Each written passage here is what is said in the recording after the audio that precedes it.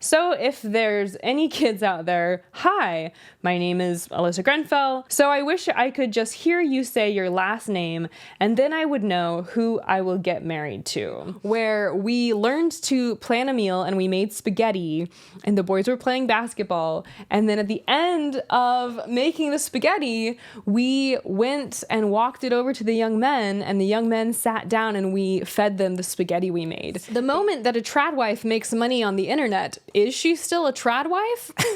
I think that question needs to be asked. And then after offering the cupcake, the licked cupcake, to all the young women, the leader states how when a girl loses her virtue, it's basically like being a licked cupcake. From the time I was a little girl, I was trained to be a traditional wife and mother and homemaker. I have memories of being very, very little and discussing my wedding dress, discussing how many children I wanted, what attributes I would want in a future husband. From my very earliest memories that I can even recall, this was the center point of the conversation, my trajectory towards becoming a wife and mother. These aren't just informal conversations I had either. These are formalized conversations held in lessons, in manuals, and that's why I use the word specifically trained to be a TradWife, because it's past culture.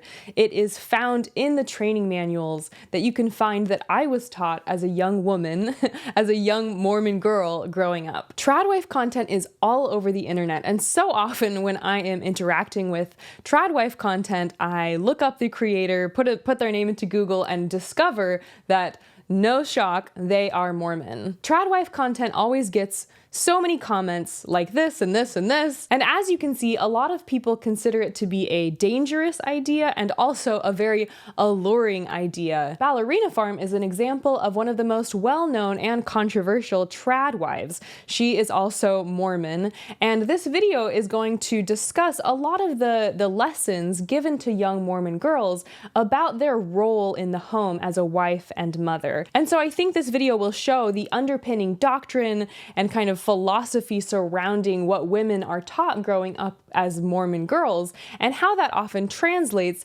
into who they are as adult women making this content. I'll be sharing my own personal stories about how I was trained to be a wife and mother. I even have some of my old journals. This is my journal from when I was about 12, and I thought it was going to be difficult to find references to my husband, references to my future children. This is the first journal I picked up, and the first few pages, I'm already talking about it. I also think that along with discussing the underpinning doctrine of how to become a TradWife in Mormonism and my own personal experiences, I'll also share what I view as some of the risks of being a stay-at-home mom, the risks of being a TradWife, because I think it's very common to glamorize the life of a TradWife or even to demonize the life of a TradWife. But to me, it's rare to see the nuanced view of why women choose this lifestyle and what the potential risks of this lifestyle are, and even how to guard against them. There are many different definitions to be found online as to what a TradWife really is. Wikipedia defines it as a TradWife is somebody who typically denotes a woman who believes in and practices traditional sex roles and marriages. So it's a very traditional approach to a heterosexual marriage and relationship. I think it's also important to note that there's a difference between a stay-at-home mom and a TradWife. I think a stay-at-home wife could be more easily defined by the willingness to engage in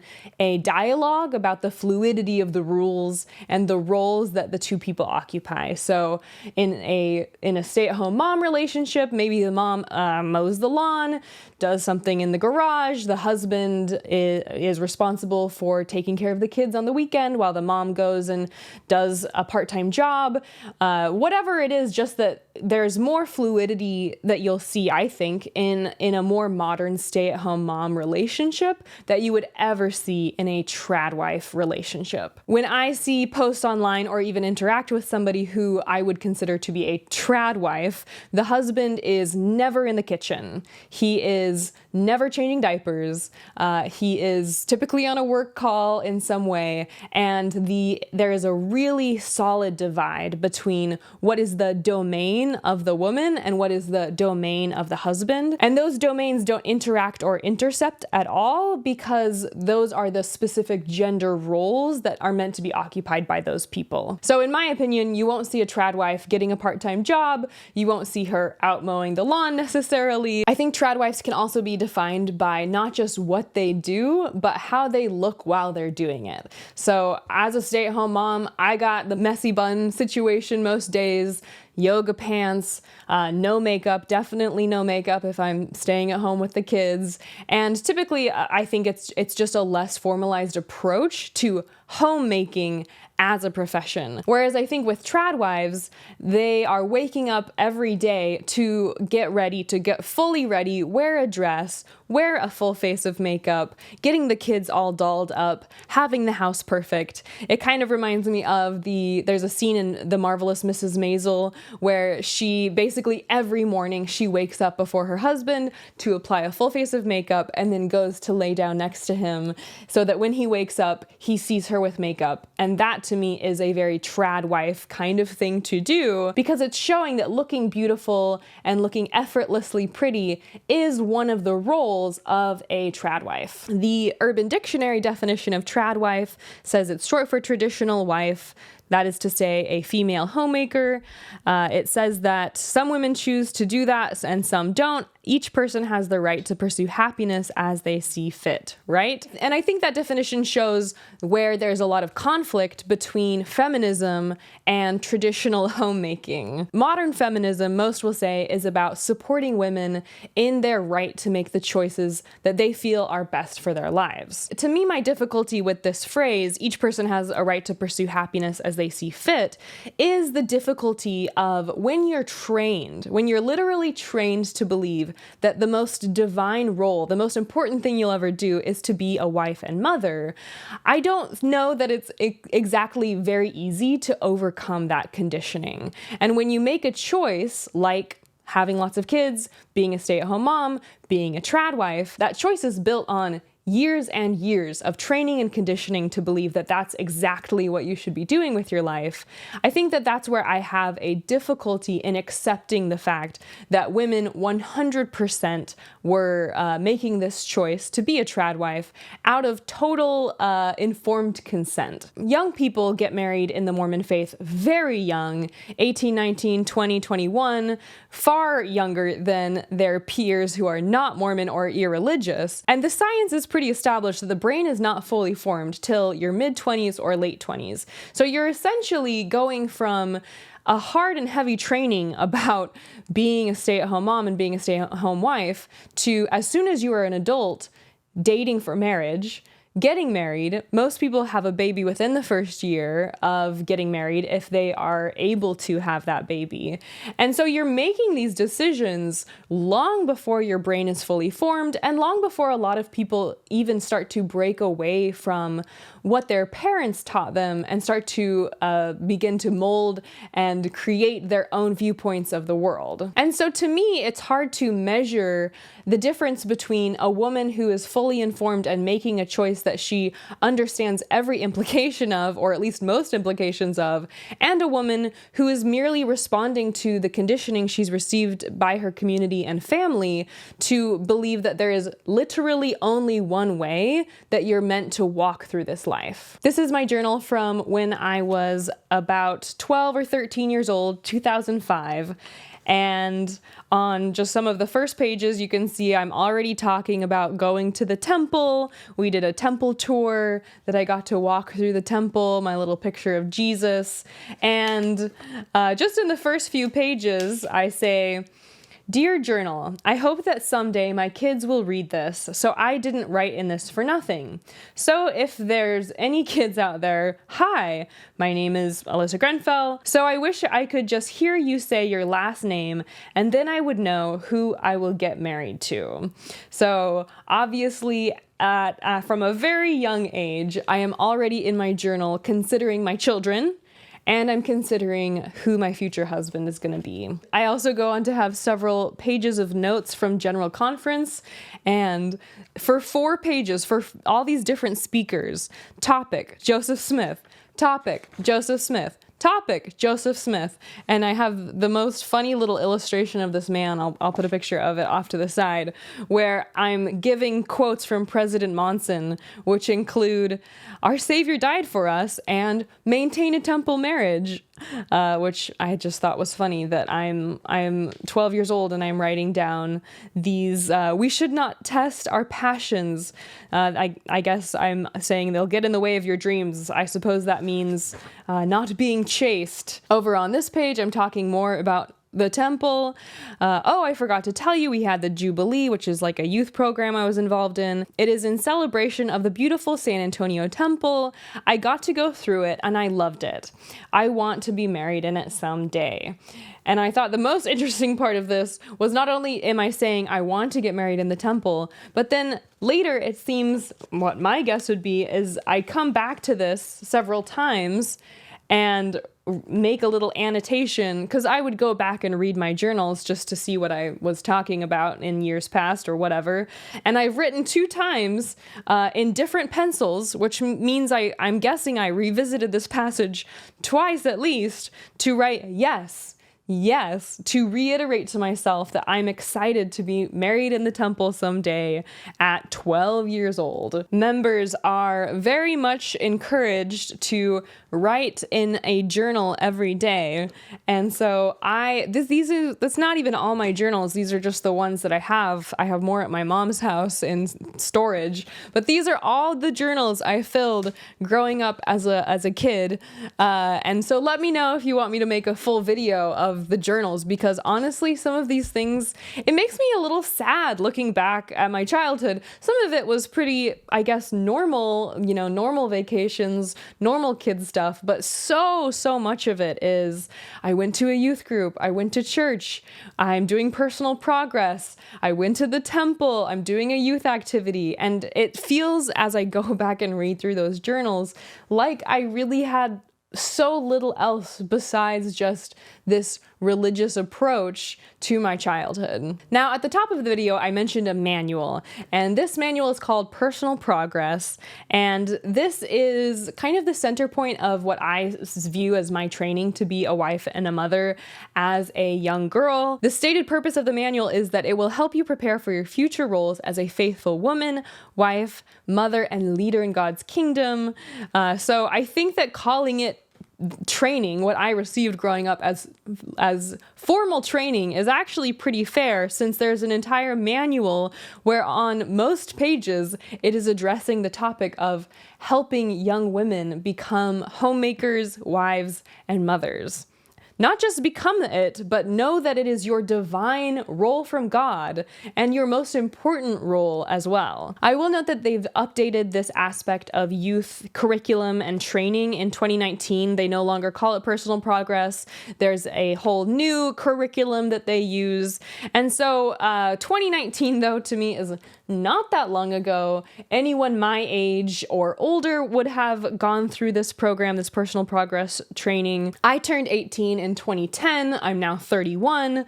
And so the program has not been gone for that long. In the new version's mission statement, though, it does still talk about strengthening home and family. And so a lot of the same elements are still present. I started Young Women's at age 12, and this is basically the curriculum used for young women's. It mirrors the curriculum used for young men, and the reason that 12 is important is that 12 is when young men receive the Aaronic priesthood, which is where they can start passing out the sacrament. Personal Progress was pretty time intensive and was a very coveted program within Young Women's. It's basically supposed to be the girl version of receiving your Eagle Scout. So when I added all the time together, I would estimate 70 hours on projects, 20 to 30 hours on experiences. There's another portion where you're supposed to read the entirety of the Book of Mormon. As you're working through the program, you get ribbons, and then when you finish, you get a certificate, you get a special necklace. When I went to BYU, I would always wear my necklace because I always felt like it's kind of like showing off when you you wear the necklace because everybody knows that it means you finish your personal progress. It's basically like a flex to show that you were ultra Mormon in your youth because you finished the program. And then they added the honor bee, which was an additional flex, but I didn't have the chance to get the honor bee because I was already too old, I want to say. So personal progress was a huge aspect of my adolescence. They dedicated Wednesday night activities to it. They have Sunday, during your young women's class, they dedicate that to personal progress. Girls camp happens in the summer. This is basically a week-long summer camp you're camping, literally summer camp. But as you go through your week of girls camp, they have you do different aspects of personal progress. And so for me, a lot of church activities revolved around this booklet. It's kind of constantly being discussed and talked about. And it was very important to me as a young Mormon girl to be able to earn this level of achievement. As I worked through personal progress, there's different values. So I was instructed on faith, divine nature, individual worth, knowledge, choice and accountability, good works, integrity, and virtue. And so all of these topics, as you're kind of doing the experiences to check them off, a lot of them are more basic religious ideas like praying, reading your scriptures, but every value has a element of training the young women to be homemakers. And so let's start with faith. It asks you to apply principles in your life today to help you become a faithful woman, wife, and mother. It also asks you to review a document called The Family, a Proclamation to the World, and what it says about a mother's role. This is very important, and I want to note that even though they've updated the youth curriculum, this proclamation to the world is still mentioned throughout that. This is also a document that is in every single Mormon family's home I've ever been in. I can't understate how important this document is to modern day Mormonism.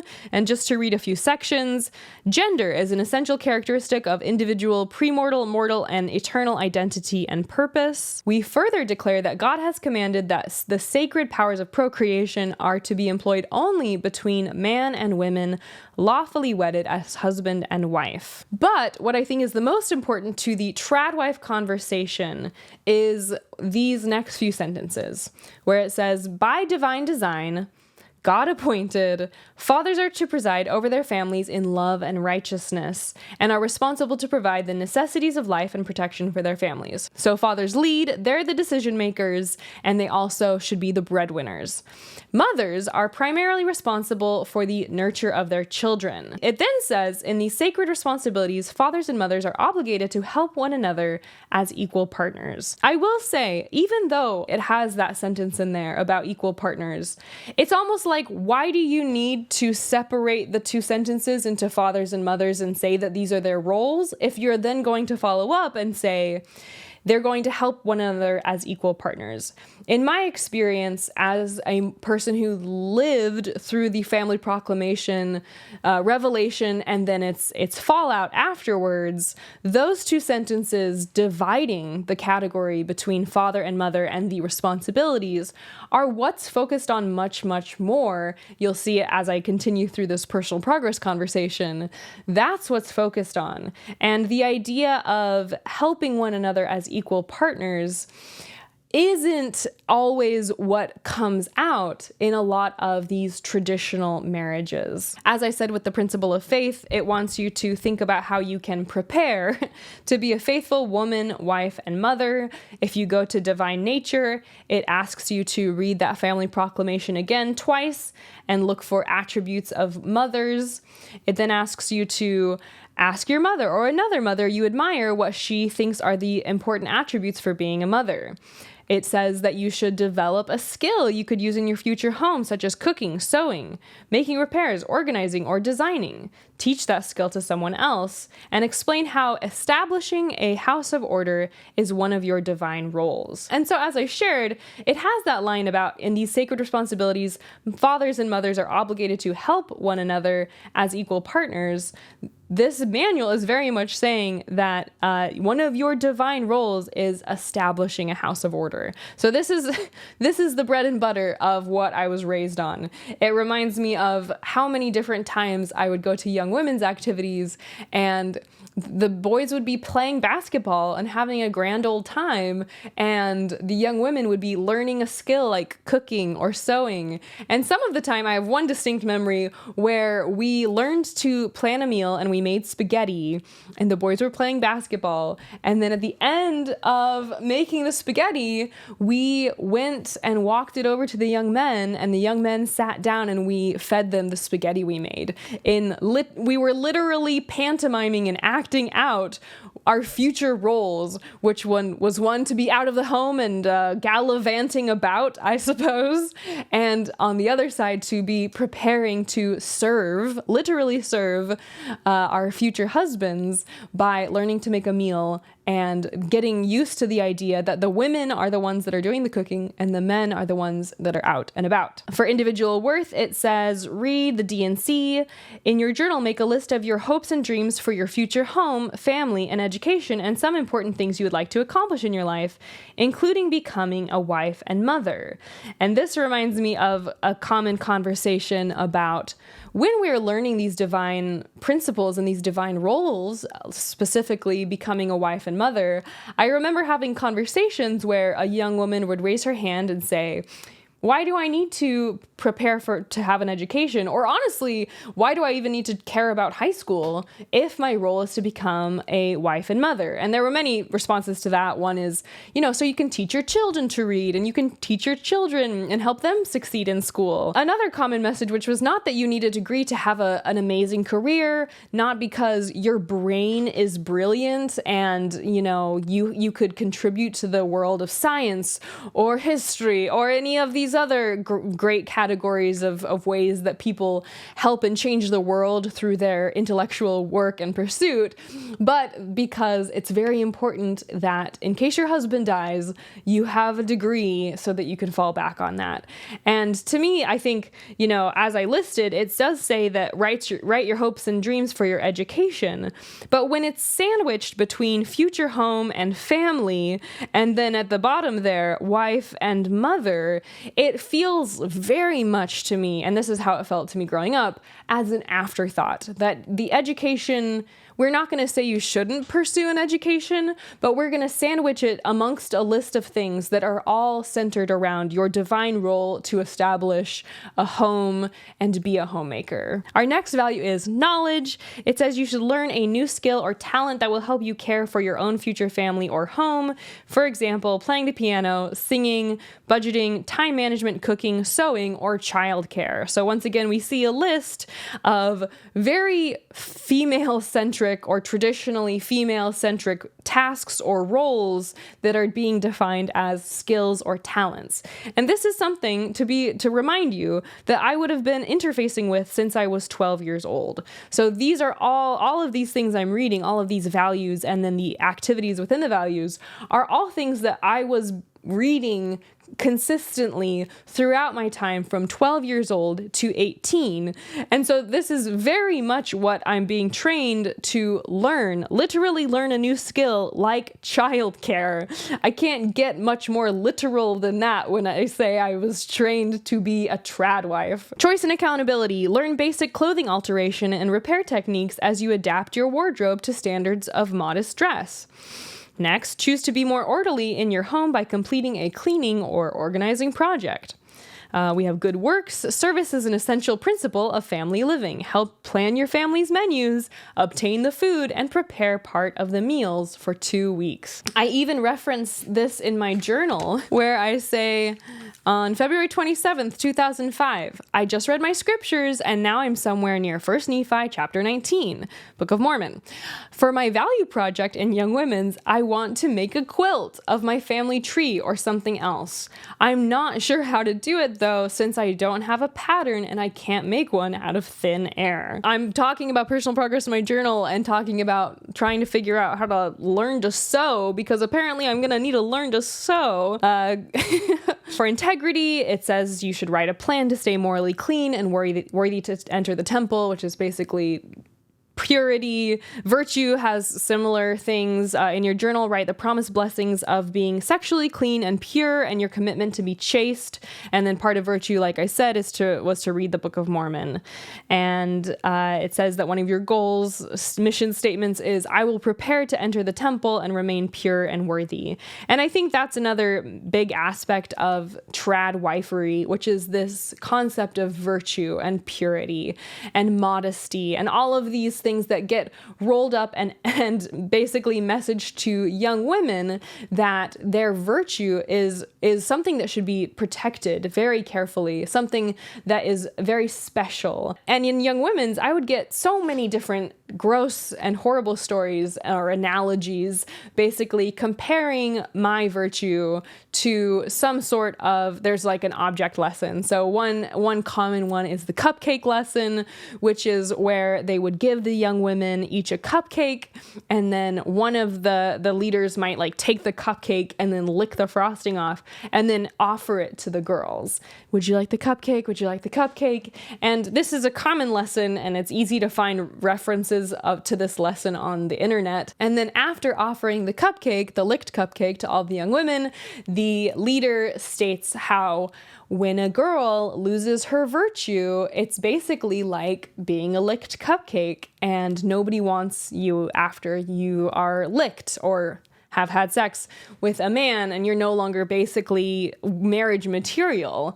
Another common one is the chewed up piece of gum, which is kind of the same thing. Everybody gets a piece of gum. One piece of gum gets chewed up. The chewed up gum is offered to the young women.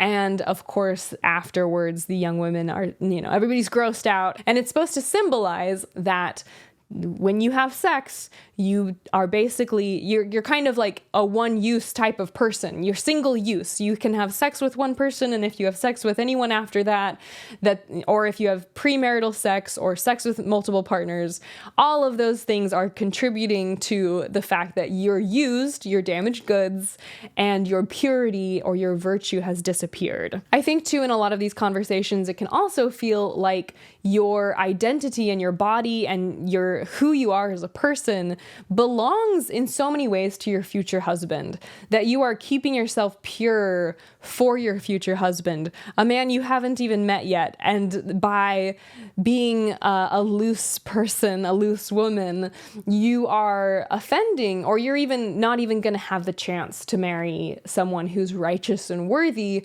because he's not going to be interested in somebody who is damaged goods, who's a licked cupcake, a chewed up piece of gum. And so all of these things are ideas and stories and principles that, even if they're not always baked into the lesson, end up getting shared around quite a bit. Why do these things matter? I want to make it clear that none of these things on their own are bad per se. I don't think it's bad necessarily for anyone to learn how to sew a button onto a shirt, how to meal plan. Everybody needs to eat. All of these things, none of them are bad per se. None of them I take issue with specifically. What I take issue with is that it's all being rolled up into your divine nature as a woman and as a young girl, and that you're being conditioned to believe that these tasks are your domain and your responsibility. To me, it's the overall message that you start receiving from even younger than 12 years old, that you have one path in life, and that your job is to keep yourself on that path as perfectly as possible. And so then, when these young women who have been trained to think about how they should be wives, how they should be mothers, when they're first married, when they're 18, 19, 20, and they see their husband's laundry piling up, it's often, to me, not even a conversation. Hey, do you want to do your own laundry and I'll do my laundry? How do you want to split this task? Or when the dishes are piling up, hey, I did the cooking. Do you want to do the cleaning? I don't know that these are truly conversations that are encouraged to be had, because when the girl has been trained to do domestic labor since she could walk. I don't know that it is part of the brain at that point to really pause and say, hey, can we divide up household tasks since we both take part in this household and we both make messes and we both have things that we need to complete? Can we have a frank conversation about this? I think typically when you're raised with a curriculum like this, it's very difficult to then be married and to have that meta conversation about roles and who's doing what, and I need help, and you're making the money, but what about this, or can I, what about me getting a part-time job, whatever the conversation looks like on the ground. I think that the conditioning is that you have a domain and you have a responsibility, and that the husband should be just worried about making money. And when that is the calculus of the relationship, and that's what you've been trained to believe every relationship does and will look like, it's hard to step out of that with any confidence. As I said earlier, they have changed personal progress to be a different curriculum now. I found this lesson.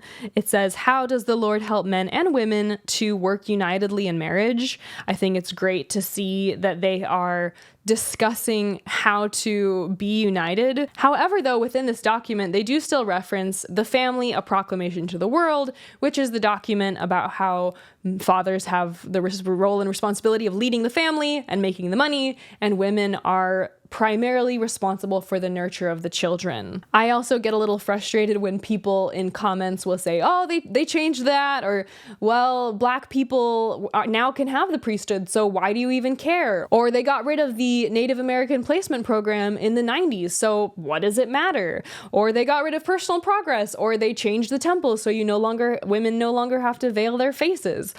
I get that they changed it. I think it's great that they're trying to become a little bit more equality focused and get rid of a lot of the damaging principles and doctrines that they've held on to for so long. But I think people need to realize that when they change this stuff, it feels like a slap in the face. Think of all the women who bowed down and said, okay, God wants polygamy, we'll do polygamy. And Brigham Young saying that polygamy will always be a thing. And then one day everybody wakes up, oh, we don't have to do that anymore. The women who didn't want polygamy feel slapped in the face by that.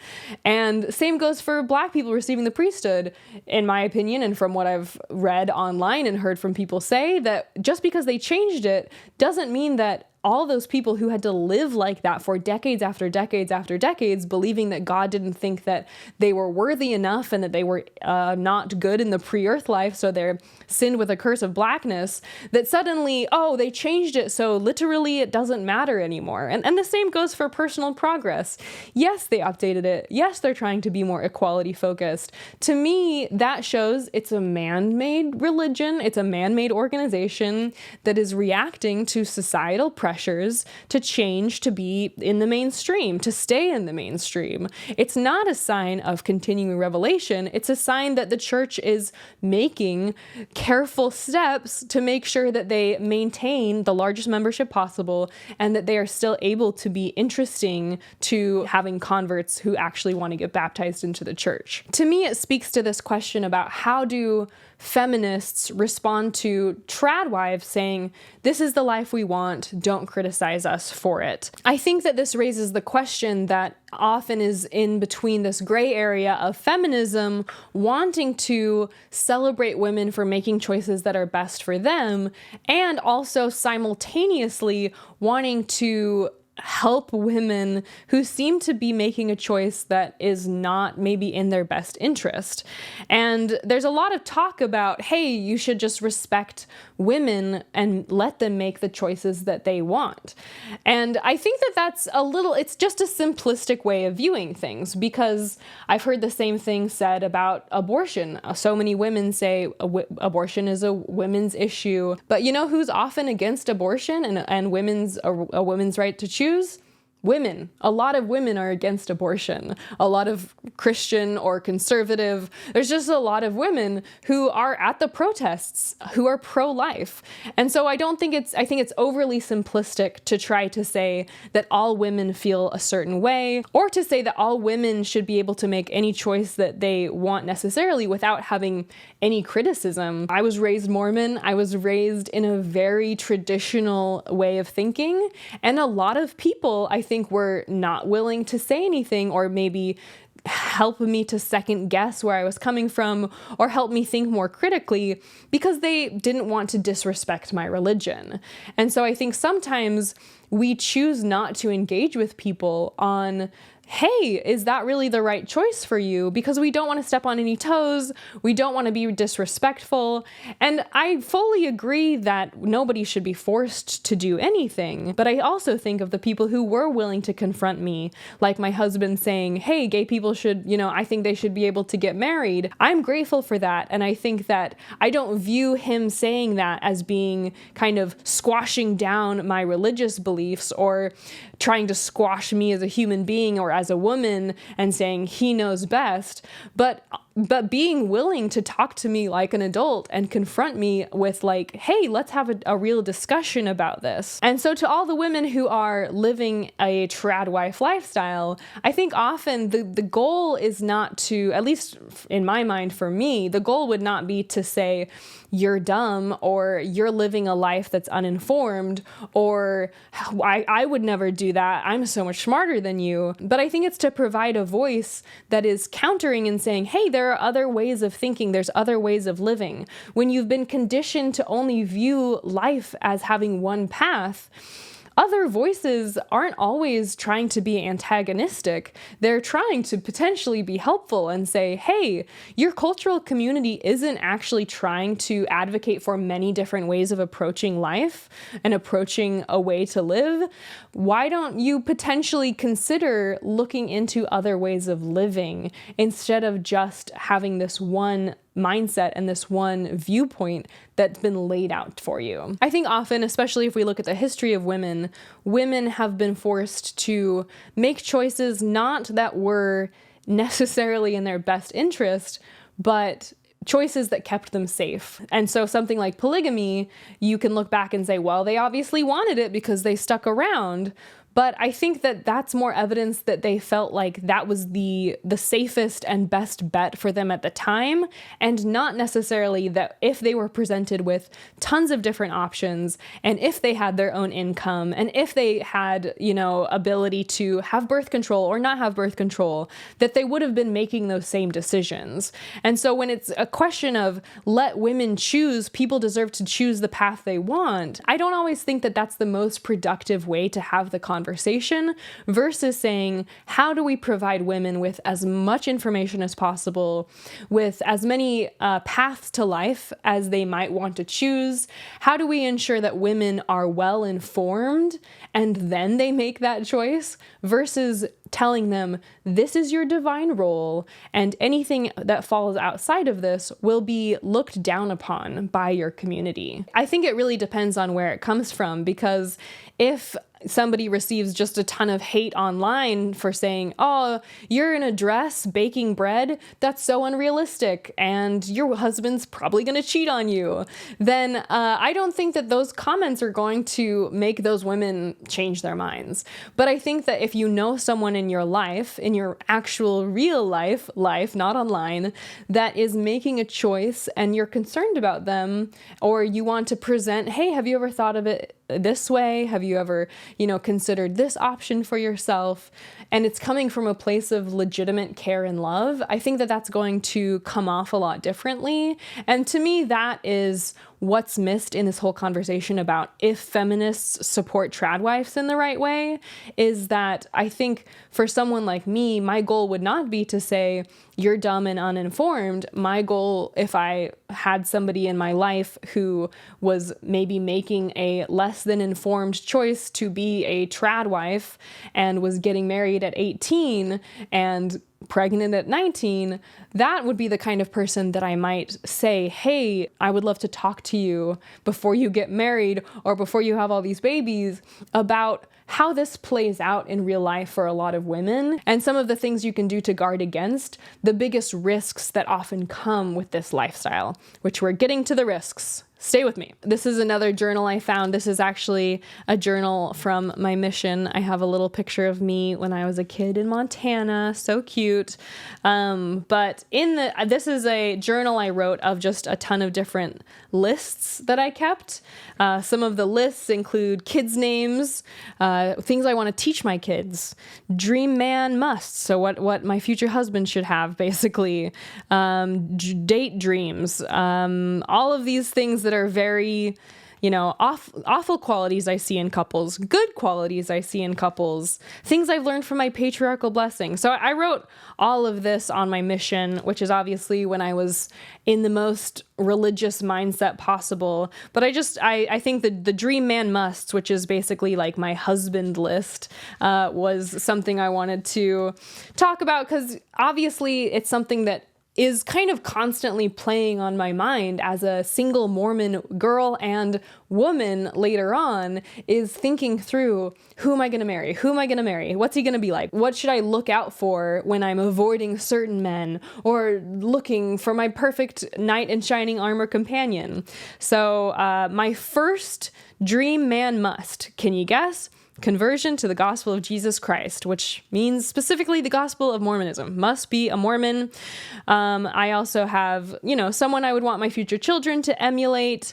I do appreciate that I said that I literally said, he will be the head, the leader, but we will both be equals. So that's basically just rewording that portion of the proclamation to the family. He will be the head, but we will both be equals. Okay.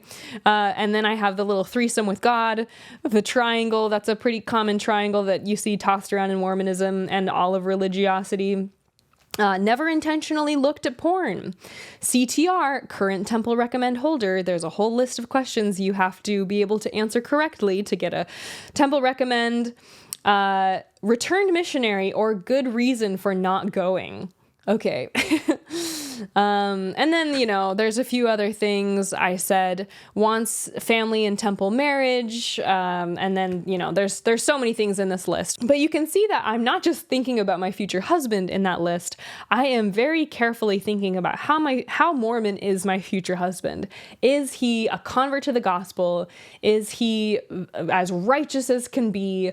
And I'm also thinking about, I list it directly, the dynamic between my husband being the leader, and I'm recognizing in this book, my husband will be the leader of my family.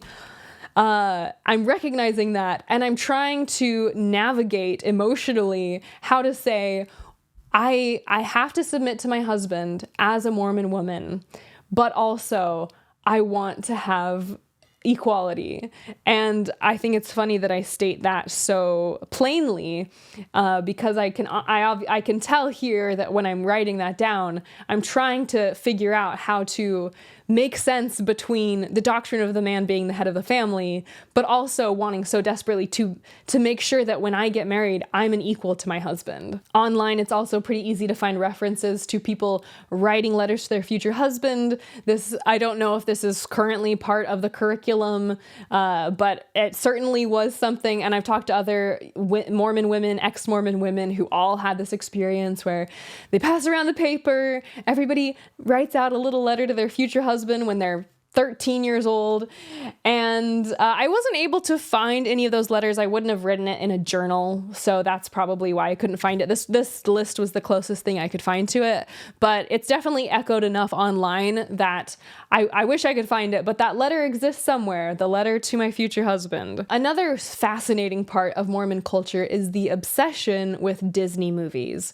And this is so well known that it was actually pretty easy to find lots of different articles about it. There's an op-ed in BYU's newspaper about it. And when I went to BYU, the obsession with Disney was unparalleled. And it's also so funny now knowing other people's stories from college where they're drinking and partying and like being, learning to be adults basically. Not that that's the perfect thing either, because I think that a lot of people do things they regret in those situations or have things happen to them that they regret. But by comparison, BYU is the world's driest campus basically. And instead of having those parties, they are all getting together and watching Disney movies. And they're not, it's not even like they're watching movies made for adults. They're watching Disney movies. And I watched so many Disney movies in my time at BYU. Tangled was a huge obsession when I was there, which is funny because Tangled is a little bit more about equality between the man and the woman. She kind of saves him, but it's also still ultimately a love story and about two people getting together, a princess and a would-be prince. I think it's essentially the princessification of Mormon girls is to view yourself as the beautiful princess, the damsel in distress, very much so, and that these are words that are even used in church lessons from my childhood. You're looking for your Prince Charming, your man in shining armor, and it's such an oversimplification of what adult relationships are really like. This idea, and it kind of falls in line too with the TradWife thing, where the man is this way, he is the knight in shining armor, he is the breadwinner, she is the beautiful damsel in distress. And that makes the adult relationship, the way that they're approaching it, so sickly sweet, so saccharine, and so simple that I feel like it's really not a great basis for a real adult marriage and relationship. A lot of BYU students go to Disney for their honeymoon. I knew some people who had their reception at Disney. A lot of people would just vacation to Disney or would talk about how many times they went to Disney, had Disney pins. It's just this whole economy of Disney obsession. And I think for me as a girl growing up Mormon, I viewed this love of Disney as I even as a Mormon kid, I really didn't love it that much, especially at BYU because it felt so infantile. And I also think that this dynamic really leads into the age differential that almost always happens in Mormon relationships, which is that you're not allowed to, or you're not really supposed to date one-on-one till you're 18, pair off dating, and young men are supposed to serve a mission for 2 years. So if the young man serves a mission and starts basically when he turns 18, he's going to be around 20 to 21 when he gets back from his mission. And then for a girl, if she wants to date someone, you're really messaged you're not supposed to date someone seriously before their mission. So if you are 18 and looking to date seriously, your only options if you are dating a return missionary are going to be 20, 21, 22-year-olds or older in many cases. And so it immediately sets up in Mormon dating a power differential where if the Mormon girl wants to date someone seriously, in many cases that is going to be someone that is minimum 2 years older than her. And in my experience with my Mormon friends, a lot of times it was 5, 6, or 7 years older that the 18 or 19-year-old is marrying someone that is 5 years older than her. And she has just barely left home, which really plays to me into this Disney conversation where the girl is almost always less experienced and knows less and less intelligent than the man is. And they're going to be at different stages of life.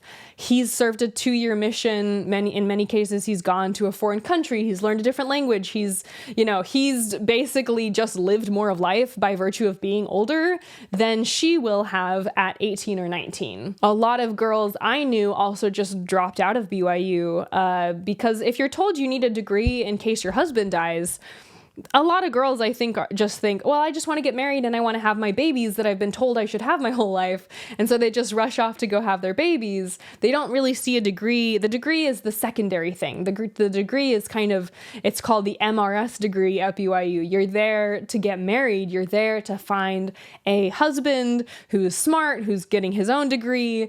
And then once you're married, you just drop out of school. And that happened to a lot of my friends. They never finished their degrees.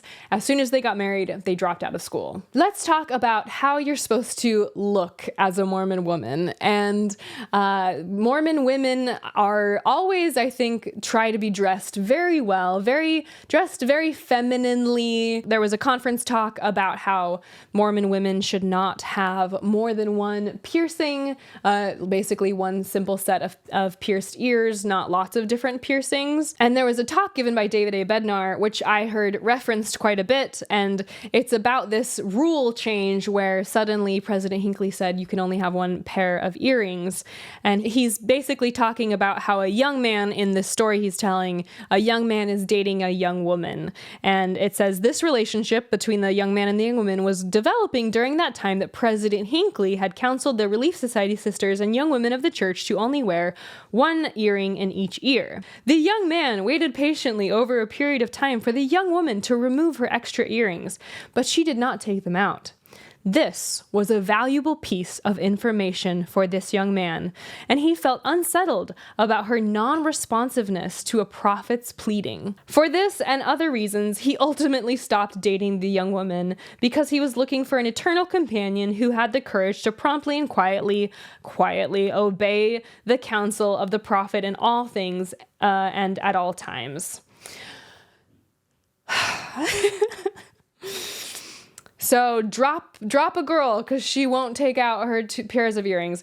What I think this story that David A. Bednar so confidently tells is very telling of the underpinning culture of the church, which is why coffee is such a big deal, which is why so many things are such a big deal, of tiny little rules, big deal, because they are meant to show and symbolize your entire love for Jesus Christ in your willingness to take out some earrings or not drink coffee. It's not like this little rule like you probably should do that, or you might clean up your appearance a bit if you take out those earrings, so you probably should, we think. No, it's taken to mean she literally doesn't care. She has a non-responsiveness to a prophet's pleading.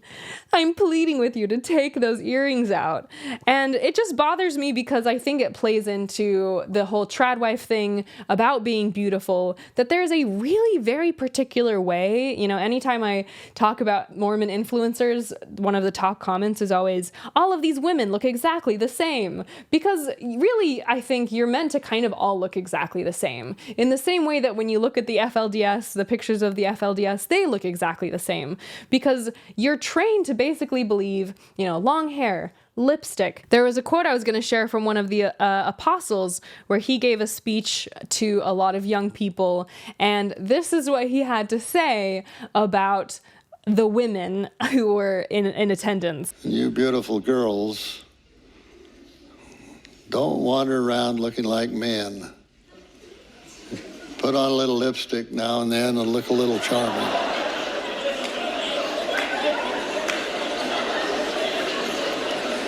It's that simple. I love that everybody's kind of covering their mouths like, oh my gosh, did he really just say that? I think that one thing that he does well in this, Elder Ballard, is that he says the quiet thing out loud, which is that sentiment about, put on a little lipstick every once in a while. Thank you, leader from the Lord, that's a really common sentiment that gets echoed all over about how women are meant to be beautiful. There was another quote that I shared from last week's video that was basically, he says, do everything in your power. Do everything in your power to look beautiful. And that is one very important aspect of being a wife. It's not that you're just doing the laundry. It's not that you're just cleaning up after everybody. It's not that you're just cooking the food, or that you're carrying the babies and then having the babies and then breastfeeding the babies. It's that you're looking beautiful while you do it. I think the insidious part of the message to be beautiful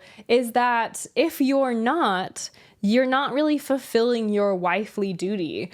And I think one of the most common worries or criticisms that TradWives face is that if their husband decides that they want to cheat on them or that they are not interested in them anymore, then the woman is basically just working for room and board.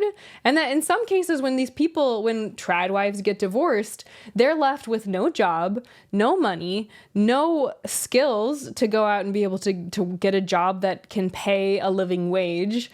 And I think that that's the scary part of a beautiful wife to me, is that I think women deserve to be and feel beautiful if that's what they choose.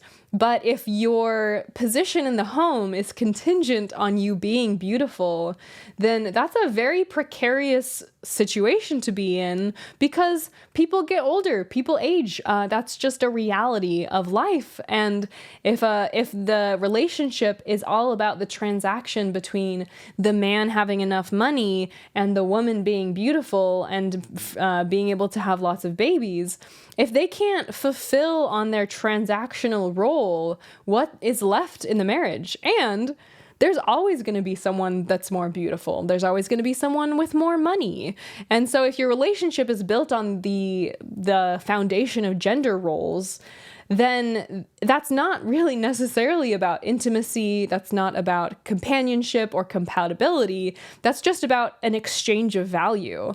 And if your relationship is kind of fundamentally about the gender roles and the exchange of value that you both receive within those gender roles, then those are pretty interchangeable parts. There's a song called Sweet Spirit that is kind of about this idea of women should be beautiful. I wanted to play you a clip. Pay attention to the lyrics. Loves cooking for the new guy in the war. She makes brownies, but her efforts are ignored. She says, I don't know. I guess the new guy's just sick of me. she's only getting married if they bring back polygamy. I definitely recommend going to listen to the whole song. I'll put the link below. But that line about bringing cookies, that was another huge thing at BYU, is that girls would constantly cook something and bring it to the men. I'm like, does this happen on other college campuses? I don't really think so. But yeah, cookies, maybe some little... I remember once we had this activity where there was cheesecake and there was a bunch of leftover cheesecake. And I thought to myself, I'll bring it back for my guy friends, because this was only women at this activity. So I bring a few plates and I walk and go knock on the door of the guys in my ward that I was friends with. And the door is opened and there's already 3 or 4 girls in there, and all the guys are surrounded by plates of cheesecake and they're all eating the cheesecake. And I was like, I guess I wasn't the only one with this idea. But yeah, I think that at BYU, there's definitely kind of an acting out, and not just BYU, I think Mormon dating in general, there's a acting out of, hey, this is what I'll be like when I'm your wife. If you date me, I bring you cookies, I bring you little snackies. Another aspect of this, I believe, is something I've talked about and other content creators have talked about, which is the fundy baby voice. We called it the Relief Society voice, or the testimony voice, the missionary voice. It goes by many different names, but it's basically a voice that women use that comes across as being very quiet, very submissive. And to me, this kind of plays in with the whole TradWife conversation. A lot of people comment on, when these women make the content, they'll comment on their voice specifically, because it's a very quiet, soothing voice that feels like it's very different than a modern female voice with its regular range and highs and lows. The first example of this voice I wanted to use, which I've used in my video where I talk about this whole interview, this is me from when I was right off my mission, my Mormon mission. Maybe I had been home for about 2 months or so, maybe even less. So this is my voice, this is my normal voice. Listen to my, you've already been listening to my voice, but here is my voice within this interview I gave right after being home from my mission. It meant so much to me to be able to serve serve God in the way that He asked me to, and to not only serve Him but to know Him. So that's me. And you can hear, I feel like it's even hard for me to still do that voice. It's a very slow voice, kind of, it's a little bit, to me, more high pitched. And to me, just really not my voice now. And I can't even like do that voice really. Here is another clip of somebody doing this. I'll call it, for the sake of this video, the Relief Society voice. This is a video from the FLDS when they interviewed the wives. So think of the voice you just heard and now compare it to this voice. Came in and had some of the girls questioning them through the night. I was watching out the window to see what was going on. I had put my children to bed, the younger ones. You get the point. So it's also speaking slowly. It's also speaking quietly. And really, it's also speaking at a pretty high pitch, basically like a little girl. I think that a lot of these voices are kind of, they just sound to me, I think it's why some people call it the baby funny voice, like they're just little babies, they're little children, little girls. So that's that version. And then as my final clip, I'm going to give you an example of a voice from the mainstream Mormon church, the General Relief Society presidency. These are women who are in the highest leadership position that women are allowed to have. If you look at the org chart, they're down to the side. There's only a few of them. Women have more leadership roles than they've been given in the past, but as you can see, even visually on the chart, not much compared to the men folk. There is no other religious organization in the world that I know of that has so broadly given power and authority to women. There are religions that ordain some women to positions such as priests and pastors. Once again, you get the point. She speaks to me. I hear it in the same way, which is, I think the FLDS clip is the most pronounced, which is why I use it, because I think she's going above and beyond for that voice. As a Mormon woman, you are kind of trained in every little piece of you to emulate this example of what a woman should be. It's not just the dress. It's not just the one pair of earrings. It's not just modesty. It's not just knowing how to sew a quilt. It's also down to the voice and the way that you speak and relate to the people around you. I've obviously talked about personal progress. Instead of personal progress, obviously, men did not have that.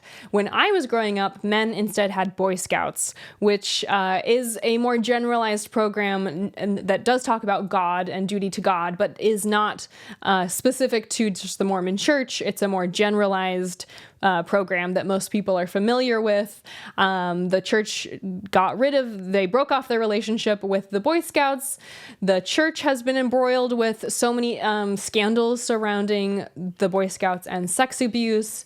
I think that was a huge part of why they decided to break away when they did. If you go into the Boy Scouting manual, I highly doubt you're going to find the same level of training to be a good daddy. As far as the curriculum now, as I showed you, they have it so that the young men and young women learn together. And so there is, I think, a greater attempt to make it more equal, and they're learning together, they're learning the same lessons. And so I think that they are stepping away from this very gendered upbringing that men and women had when I was growing up. Keep in mind, I'm not that old. When I've asked my husband and other ex-Mormon men, hey, did you ever write a letter to your future wife? They look at me like I'm crazy and say, no, did you do that? I was not doing that. We didn't. And I'll even follow it up with, how much did you learn about, your duty to your wife and your duty to your children? And typically the answer is, we never really talked about that. Let's talk about why the TradWife image appeals to so many different women. I think that the reason TradWifery has taken hold online is because it really does seem appealing to, if somebody's in a job they hate, imagining this world in which you just spend time giving cuddles to your kids, and you go on Target runs, and you wear beautiful dresses, and you make delicious food. Of course that's enticing. Nobody's surprised by that. And I think a lot of women feel shortchanged, even feminist women who were fed the idea of being a girl boss can feel shortchanged by, being in some middle management job or some low paying job and feeling like, I don't love, this isn't me like living out my dream of having a job. This is just me doing labor for money. And when compared to, maybe what many fantasize about when they think of having children, it probably does look kind of better to go try to do the TradWife thing. And I think women are trying to navigate between this idea that we've, some women were messaged growing up, which is to be a girl boss and to be a feminist and to get your own money, and you don't need no man, and compare that with being at home, living a soft life, and living luxuriously, and all of the things that maybe seem enticing about being a stay-at-home mom. I think it's important to note that women who make money on social media making TradWife content are the greatest irony imaginable, because the ones at least who are making money off of it, which would be like a ballerina farm or a lot of the other Mormon influencers or any TradWife influencer, they're literally making money. So they're kind of, in many ways, especially depending on how big they are, they're probably making six figures off of their content, off of their viewership. And so when you think about someone that's a TradWife who's saying, I don't need to have a job, they literally have a job. Their job is making money on the internet. And that's not all TradWives.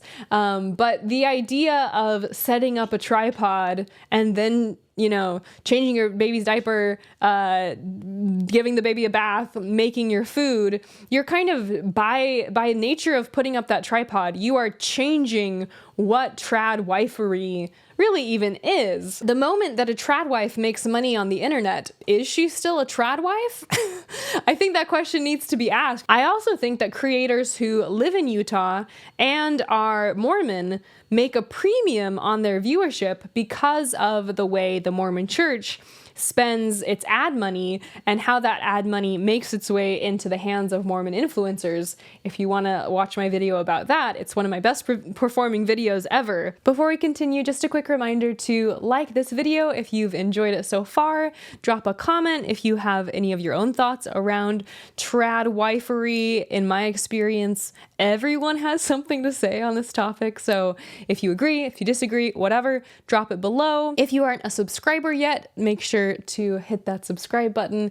If you want to see, I do all sorts of videos about Mormonism. That's basically my niche, is anything about Mormon doctrine, Mormon history, Mormon culture, Utah culture, you name it. I'm probably going to talk about it at some point, so don't forget to subscribe if you have not done that yet. And if you're in the process of leaving the Mormon Church yourself, I recommend checking out my book, How to Leave the Mormon Church, an Ex-Mormon's Guide to Rebuilding After Religion.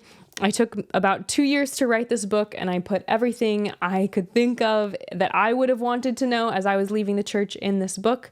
So the link for that will be below as well. So much of TradWife content I also think is meant a little bit for men, that is another key audience that these women are hitting, because I also think there's a subset of men, not all men, as they say, hashtag not all men. There is a subset of men who I think really like this content, and you can see it reflected in the comments, men coming in and saying, where do I find a wife like this? Or I wish I could find a woman like that, or I wish my wife was like this. And it's very, I think, in the same way women see it, and they see a life of beautiful luxury and cuddling your little babies, I think men see it and they think of a woman who is serving them delicious food all the time and keeping their house clean.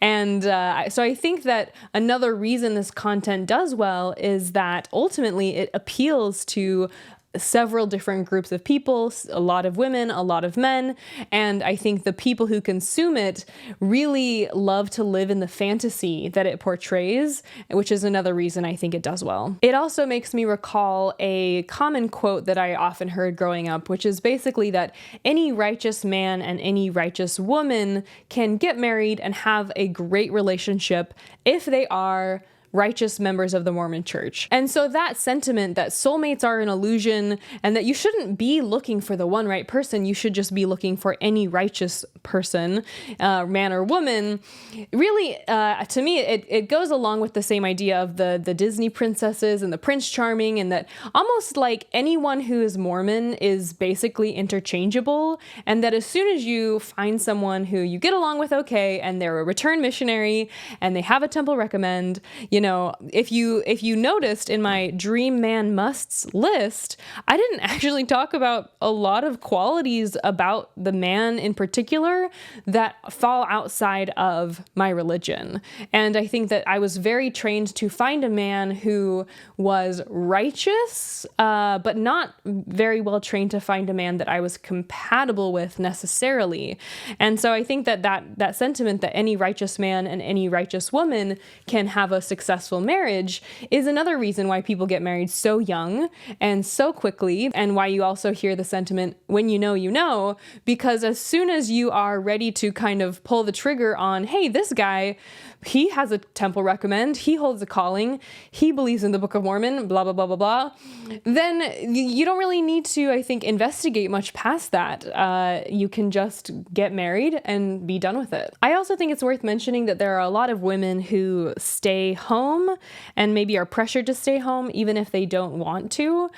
For example, one common thing I hear said online is that a lot of women want to return to work but don't end up returning because their salary doesn't cover the cost of childcare. The problem to me with that is that they're viewing their salary as what's going into the childcare versus seeing the childcare expense and then thinking, okay, what if the man's income is considered to pay for half of that and the woman's income is considered to pay for half of that? Because if the woman's income is only needing to cover half the childcare, then suddenly the math is actually usually much more favorable toward the woman going to work. A woman going back to work usually means the household income does rise, and that then the expense of childcare, if it is viewed as shared between the man and the woman, instead of basically the woman is trading out the childcare expense with her labor, then it does, changing that mental calculus actually means that it is easier to view childcare as a shared expense and the woman going back to work as not a trade-off. And I think when I was going back to work part-time as a teacher, that was the mental calculus that helped me change my mind about if it was worth it, was viewing my husband as actually paying for half the expense of the childcare. So if I'm only needing to cover whatever 200, 300, 400, 500, whatever the amount was of the childcare, then it's more worthwhile for me to go back to work. But most of the times women aren't really trained to think that way, in my opinion. They're more trained to see it as a straight flip of childcare, my income, women's income. And so often they don't go to work, back to work, because they say the math doesn't make sense. But if they change the way that they were approaching that math, they might see that it is more worthwhile if that's something that they want to do, to go back to work. I also think viewing it as taking a huge gap in your resume as a potential risk. So when you have a gap in your resume, it's harder to get hired at a new company. Even if you just say, hey, I was a stay-at-home mom, that's still not an excuse that a lot of employers are willing to just look past. And so if you can work part-time or work in some small capacity, it allows you not only to have never have a gap on your resume, but it also, I think, in my opinion, means you'll be more eligible for promotions in the future because you've continued employment for longer. And so I talk to a lot of women who kind of want to go back to work, but they don't feel like potentially it's worth it from a monetary point of view or from a a time spent point of view. But if you look at career trajectories of women who at least maintain some employment, whether that's part-time or full-time, throughout their years of having children, they have more promotions, a higher household income. And if it's something that you want to do, if you want to work outside the home, taking away some of those mental blocks, I think, can help you make a more clear choice. I also, my kids have gone to daycare on and off. I have two sons. One is almost 6, one is almost 2, and they've both attended daycare, and I feel it's given them so much sociability that I don't always see in stay-at-home children who are, have moms as stay-at-home parents, because they go to school every day. They're interacting with many different children. They have other adults they depend on throughout the day for their care. They're making bonds with other adults outside of their parents. And this is just anecdotal, and I'm the mom, so of course I think highly of my children, but I think sometimes I see that children who have stay-at-home parents spend a lot of time indoors and don't always get the level of socialization that I seem to see in children who do have daycare as part of their life. Let's talk about the risks of being a TradWife. And I think included in that is the risk of being a stay-at-home mom. Really, anyone who is taking a break from the workforce, whether we want to label that as TradWives, like I said, I think they're separate, but they're both taking a break from the workforce or never going into the workforce in the name of raising children. And the loudest thing I can say on the topic is that you cannot trust anyone else to take care of you. Full stop. You very well may want to trust that someone can take care of you. A husband will take care of you, but you can't actually trust that. Many marriages end in divorce. And you may, if you're watching this as somebody who's considering being a TradWife or currently a TradWife or stay-at-home mom, you may be one of the lucky ones. I think that women who have very faithful husbands who are stay-at-home homemakers live good lives and are very happy. But there are also women who hope for that to be the case for themselves and then realize they've made a huge mistake. I think that if you take the route of being a stay-at-home parent, it's helpful to be educated about the risks and to do things that protect you from those risks, which is very possible, but not something that most women are taught to do necessarily. And so that's what I wanted to advocate for. I think if you are reliant on anyone in any way, you should always have a backup plan. And you need to also consider if that backup plan is something you could live with. So I have a teaching degree. If something ever goes wrong, I can go get a job as a teacher. My teaching license is active. People always are hiring for teachers. It's a very understaffed field. And so I have a way to, I didn't drop out of school right when I got married. I have a way to support myself if I need to. And I think a lot of women don't, or if they were to no longer be able to rely on the person that they've kind of pinned their hopes on, then they don't have a backup plan, or maybe if the backup plan is just getting a minimum wage job, wouldn't necessarily be able to be super happy or live an abundant life if they have to rely on their backup plan. I think it's also important to state that once you have kids, that's a responsibility that you can't really walk away from. And so once you put yourself on this path of having children, of being married, that's not something, it's not like a job you can just quit. And so once you're on that path, once you've put yourself on that path, because it's so hard to get off of, it's really important to be careful about when you choose to get married, when you choose to have children, who you do that with, and really considering the potential risks and outcomes of making that choice. Once you're married and you have kids, I think every woman should have a plan for what to do if their husband starts treating them poorly, or if their husband is not, being faithful to them. If you don't have a plan for what you're going to do when and if that happens, then you're leaving yourself exposed to risk. There are a lot of women who are married to wealthy men, they get divorced, and they have to go be a roommate with somebody, and they have to, or they are maybe risking even being homeless in some cases. And this is not to be extreme, this is just to state the fact that when you rely on someone else for your financial ability to move through this world, if that gets removed from you and you don't have a plan, you're leaving yourself in a lot of risk. I also think it's common to maybe have people just say, well, I'm never going to get divorced. And that's all well and good, but you're in a relationship with another human being and you can't actually tell the future, and you don't actually have any power over what they do, what they say, who they are, who they change to become. And so, you know, for Mormons specifically, the divorce rates are lower. There's no authoritative statistic on this. I found between some said as low as 10% divorce, some said as high as about 30% divorce. My parents are Mormon and got divorced. My husband's parents were Mormon, they got divorced. And so it's not a sure thing. It definitely happens. And to me, it happens often enough that every person should have a plan. Not because they are hoping for the end of their relationship or anything, but just because if you don't have a plan, things could go very, very wrong. And so my biggest piece of advice I would give to any TradWife or stay-at-home mom or anyone who's reliant on someone else's income is to just make sure you always have a backup plan and that you're always comfortable with and thinking about, if I have to actually use that backup plan, is that a good plan? Because if you wouldn't be willing to live on a teacher's salary or, you know, live on a grocer's salary, then you have to come up with a better plan for yourself so that you're protected from risk. Another tidbit that I feel like people should be aware of is that if you marry someone that's rich, you're not probably entitled to that money. And I think a lot of women potentially, and even men, don't necessarily know that. When you get divorced, it's typically in most states, and every state is different, that's another thing.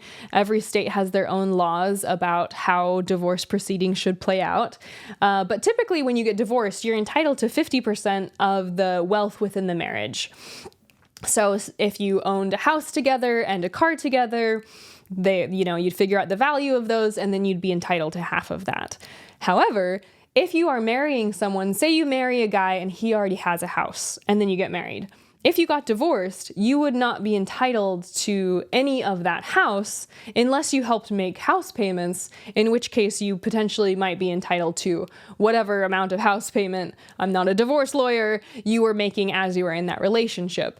And so sometimes I see people marry rich and they're like, woohoo, I married rich. And I think, depending on what you signed at the marriage, prenup or whatever, you might not get almost any of that money. So tread carefully, and as some people say, there's no such thing as a free lunch. Typically, when you marry rich, you're going to have to potentially pay in other ways. And so for those who are married rich, prenups are also very taboo, I would say, in Mormon relationships, which is really too bad. Often when people get married and they're young, they're just young kids, they don't even have any money anyways, so it's not that big of a deal. But there are cases, I think, where if you're not educated, and this is why I say I'm not a divorce lawyer, don't take any of this as financial advice, but if you are thinking, hey, if I got divorced, I'd have all this money, so it would be fine, or, I'm sure he would pay for my kids, or blah, blah, blah. I'm sure this will happen.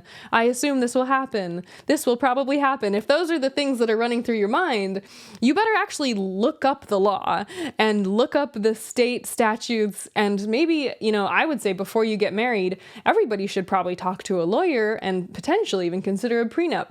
I don't have a prenup. I should say that. Got married very young with no money, so it wasn't really much of a need of that. But it's worth just thinking about, typically, like I said, knight in shining armor, damsel in distress. When those are the settings under which you're getting married, you're not really think of the legality of property rights and who gets what in a divorce. And so that's why I think often TradWives are set up for failure, is that men receive a lot more financial training and have much more more financial literacy than women do. So women are at a disadvantage when things don't go like everybody had planned. In many ways, I think of being a TradWife as trading today's safety and peace and cute Target runs for 20 to 30 years from now's torment and horror. Because I think that we see online the young, beautiful women with the lovely, cute children, but we don't always see the women in their 40s, 50s, 60s, 70s who had their husband walk out on them and then were left with nothing. And that's why I think that that part of the story is very undertold, because it's not glamorous. Nobody wants the unhappy ending. Everybody wants to believe in the beautiful fantasy of a perfect life. And that's why I think that, even stay-at-home girlfriends, if you're a girlfriend, you're not even entitled to half of their property or half of what you earned as you were married together. You're not entitled to anything. There's common law marriage, I guess, which happens in some states, but I don't know if stay-at-home girlfriends are really thinking necessarily about the legal implications of their situations when they are living with their boyfriend. I think the content they make nobody wants to have a job. People don't like working. Of course that the idea of being a stay-at-home anything where you just get to lounge about and enjoy your yoga classes, that sounds really nice.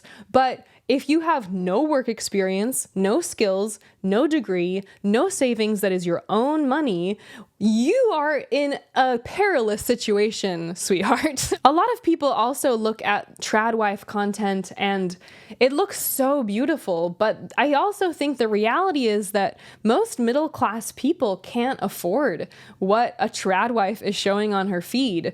Just even having a single income, living on a single income, me and my husband, when we've made the sacrifice for me to be a stay-at-home mom, we've had a single income and it was pretty stressful. It was pretty hard. We almost never, did dinners out. We didn't go on vacation for sure. And we mostly were at home cooking homemade meals.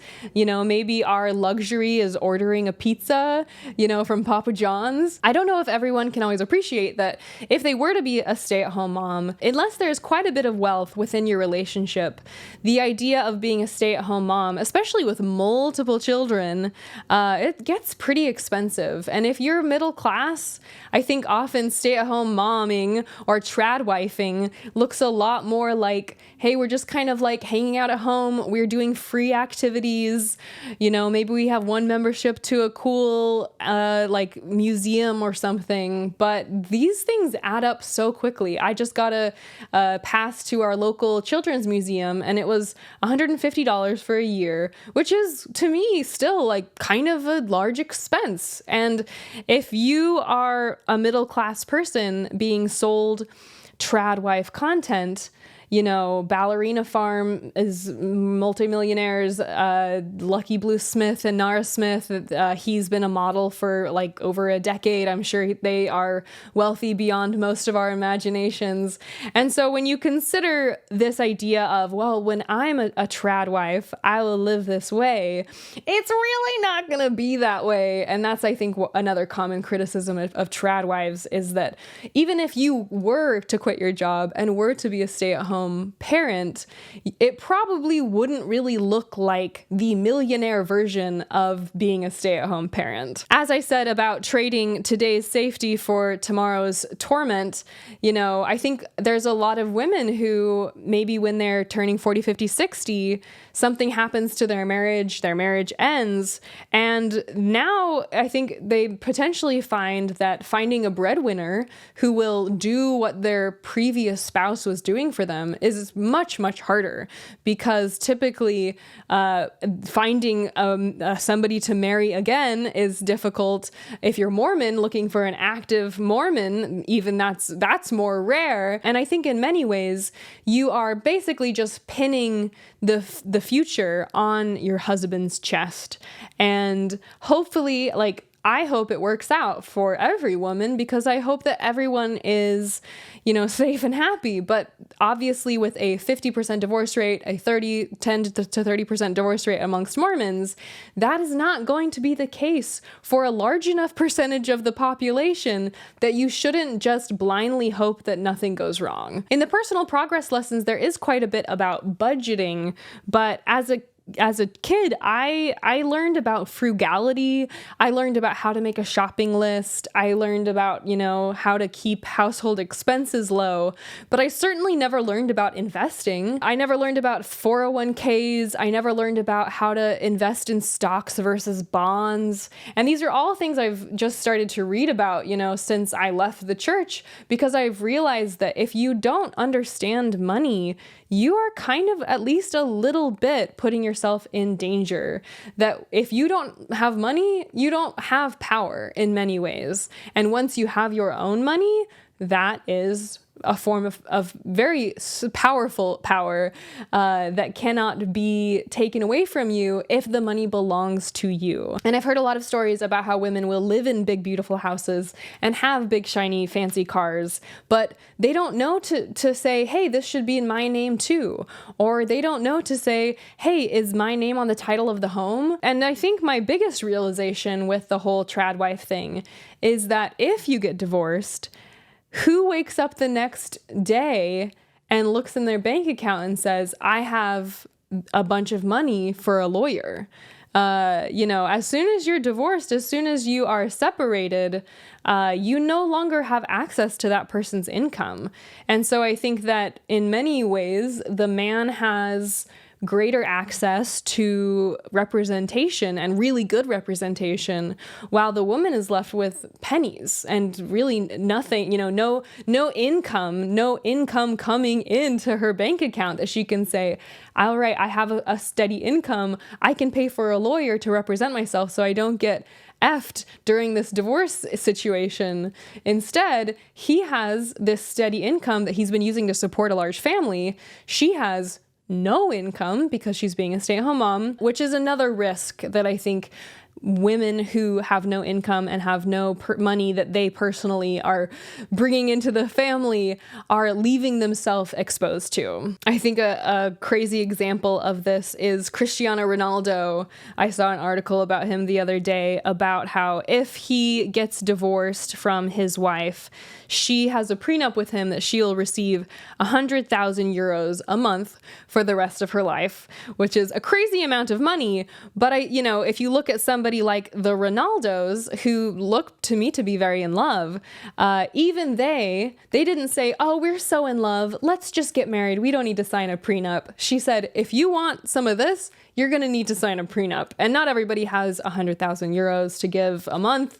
But I think having some sort of an agreement, if you are saying, hey, I'm not going to get a job for 25 years, and if you fool around on me, I have no prospects, instead of just hoping that doesn't happen, I advocate for saying, hey, let's actually talk about it. Let's talk about how I might be, how we're going to do the money thing when you're the one that's making all the money and I'm making the sacrifice to not have a job, have no prospects by staying at home and caring for both of our children. As I've been mentioning, I have been a stay-at-home mom at certain points throughout our marriage. After I had my first son, I worked part-time for about a year before I went back full-time to the workforce.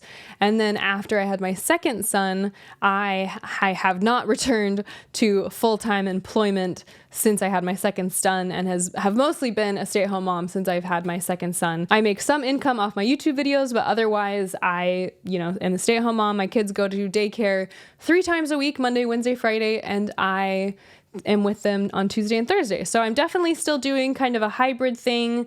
As far as how my husband and I navigate this world of me being a kind of stay-at-home parent. The first is that we discuss finances a lot. We have like a finance meeting where we sit down and discuss what's going on with the money, where we maybe need savings, where we should invest, and we discuss it very openly, and both of us know where all the money is at all times, which accounts. We have passwords to everything. We share a checking account and we're on each other's credit cards. We have passwords to everything. And so it's totally just an open book when it comes to finances. And we live in Texas, so that means that if we were to get divorced, we'd have a 50-50 split, like I mentioned earlier. When he is not working, we pretty thoroughly divide tasks. Maybe he'll do bedtime with the kids, I'll do the dishes, maybe he cleans. Some nights he cooks the dinner, some nights I cook dinner. On the weekends, he makes the coffee or I make the coffee. And it's all just we're pretty fluid, basically, just to say, okay, today, hey, I'm a little tired. Do you mind if I go rest? Yeah, I'll do this. Let's save that for tomorrow. And we just kind of have a very open and ongoing dialogue about what tasks need to be done. He might text me and say, hey, can you grab this from the grocery store? Or he'll go to the grocery store. We don't really have any firmly established responsibilities at all. It's kind of crazy to me because I think my dad almost never changed diapers, and the idea that my own husband wouldn't change diapers is wild to me. He is in there just as much as I am, except he works in a full 9-to-5 job. So when he's working, I'm doing the childcare or I'm making my videos and the kids are at school. And it's worked really well for our family. One big piece of advice I have is to marry someone who wants to spend time with their kids. I've heard so many stories of women saying that their husbands get off work and they're like, oh, get the kids out of my face. Kids, go play. I need to rest. And my husband, when he gets done with work, he is very excited to hang out with the kids. He's missed them. He loves them and he wants to give them hugs, wants to go on walks. And if he is done with work and I say, hey, can you, take the kids while I get, dinner ready or something? He's not like, oh, watch the kids. What am I, a babysitter or something like that? He fully is completely there alongside with me, and he is excited to see his children, not because I'm like, can you take the kids, but because he thinks I want to see my children that are my own children and I love them. And so I think the downside of the very split roles is that I think some men want a lot of kids, but they don't want to play with their kids. They don't really care about having a relationship with their kids. It's almost like having a lot of kids is just a badge of honor that they wear. Look, I have a kid. I have kids. I have a wife. Look, my family. I did the thing. But if they are asked to spend time with their children, they seem like put out about it and like they don't really want to. And so I think that's another huge aspect of when you're marrying someone is to just, if you want to have kids, make sure that they don't just want to have kids, but they want to have close relationships with their kids too. My husband is also never like trying to get me to dress up more or dress a certain way or, wear makeup more. I think if I woke up with a face of makeup and, after like a night of sleep, he'd probably just be a little confused. Like, did you wear that to bed? That, usually you take your makeup off or usually you're just not wearing makeup. The only time I wear makeup is basically to make these videos.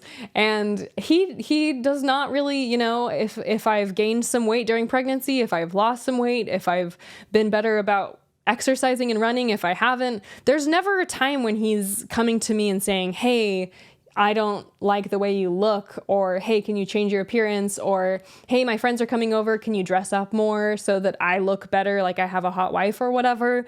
And so that's another piece is, I think, that deeper relationship, which is not transactional, which is not, hey, you're supposed to do this thing because I made the money, but it's just a human relationship. It's just, two humans who are working on their relationship together. Just a quick reminder before the end of the video to drop a comment if you have many thoughts and opinions, which I'm sure you do. Like this video, subscribe to my channel to get weekly videos about Mormonism from yours truly. And as always, I will see you all next week.